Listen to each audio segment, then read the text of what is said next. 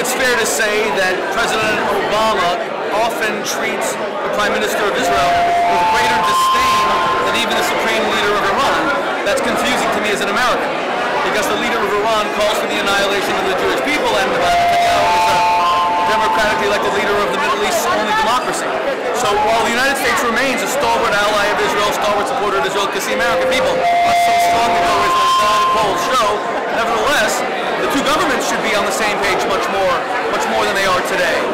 And over the last 8 years, we've seen growing daylight between Israel and the United States. That's what President Obama told a group of Jewish leaders at the beginning of his presidency. He said that he would do that, carried that out.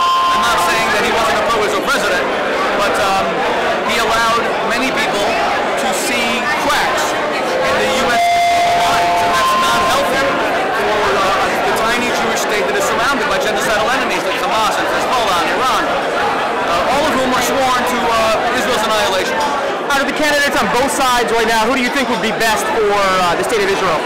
Look, it's going to come down to their policies. Cruz is very good for Israel. Trump is very good for Israel. Rubio is very good for Israel. Kasich is very good for Israel. Hillary says she's good for Israel. I believe her if she repudiates people like Sidney Blumenthal Max Blumenthal, her close Middle Eastern advisors, who the State Department 70,000 email dump revealed were writing to her constantly negativity about Israel. Max Blumenthal, whose reports she was reading, openly calls Israel a Nazi state. That's troubling. He openly calls the IDF, the SS. That's troubling. Hillary says she's pro-Israel. I believe her. She has to repudiate these anti-Israel advisors who surround her. And Bernie? Bernie is Jewish.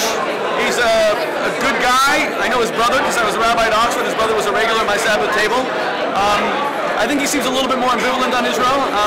I believe ultimately he'd be good on Israel, but I'd like to hear him articulate that more. I'd like to hear him say that much more. I'd like to hear him to say unequivocally that in Israel's war against its dictatorial enemies, its genocidal enemies, that Israel is the forces of light.